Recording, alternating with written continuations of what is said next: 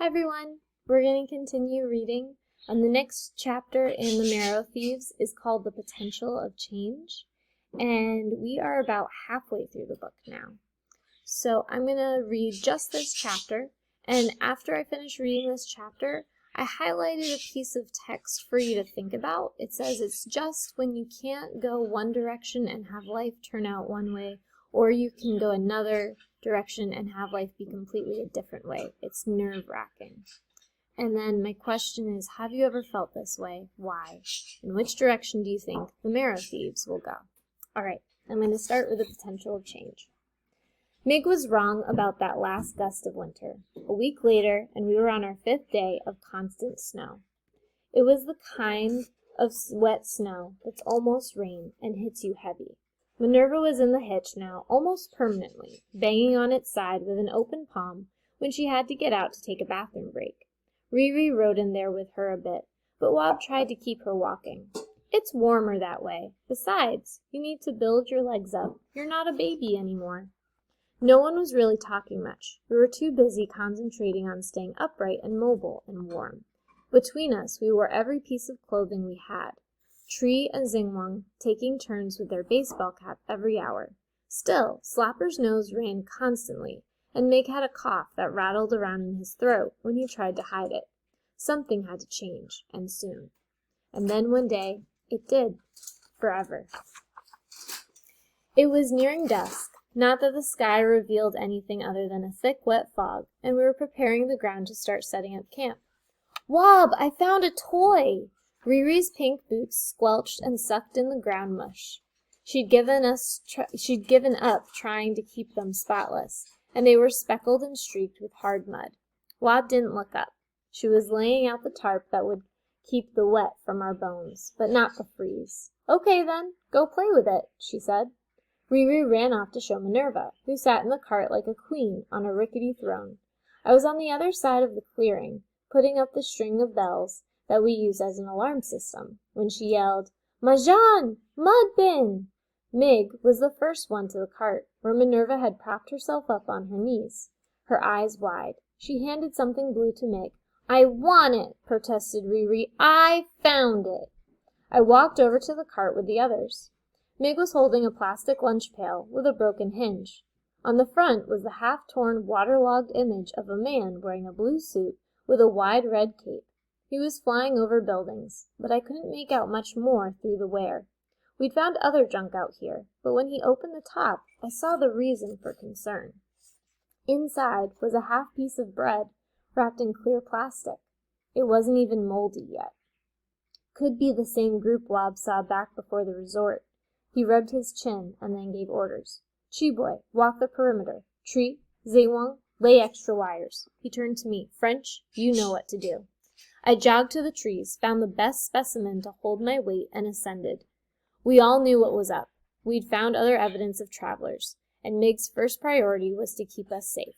I got excited every time, hoping that we'd run into some friendlies, maybe even someone we knew from before. In the 5 years I'd been with my group, we'd found others, only 7 times, and each time we'd parted after several days.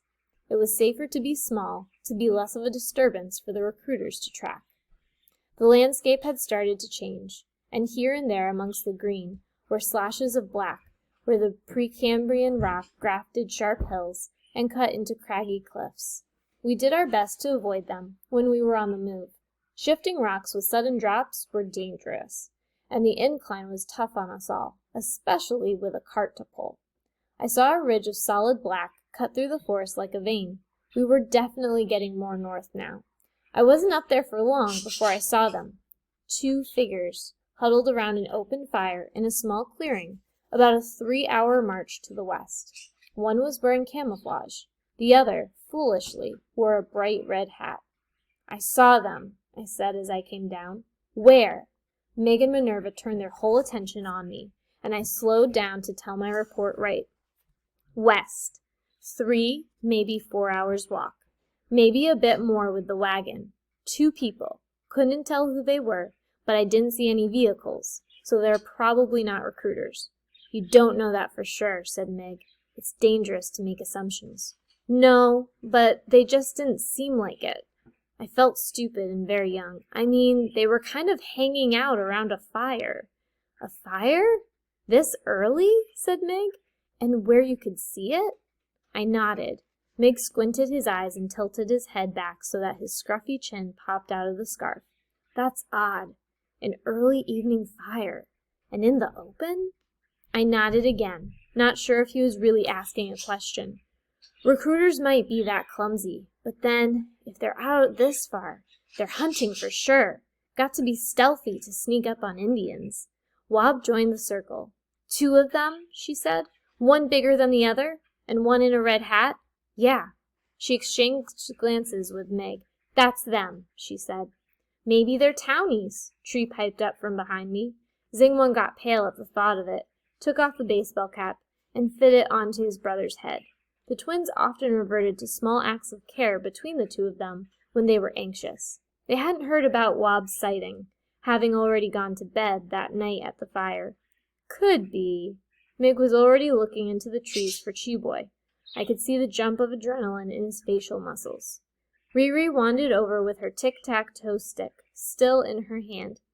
Maybe they're kids, just dumb kids that don't know better, Meg, on account that they have no grown-ups. We stood around the wagon in silence until Wob spoke up. I think it's worth checking, she said. Cheeboy stepped out of the bush, and Mig made his decision. We camp tonight. Tomorrow, we keep walking east. Almost as an afterthought, he said, and we'll see whatever there is to see. Then he started unloading the gear for the night. We woke up early, as usual, and immediately started the pack-up while Wob and Rose boiled water for the mush, and got the youngest and oldest set for the day. We moved at the same speed, just with an alternate set of steps. There was a different potential to today, and we could feel it. Today we might catch up to the strangers. Today we might make new friends, or fall prey to new enemies.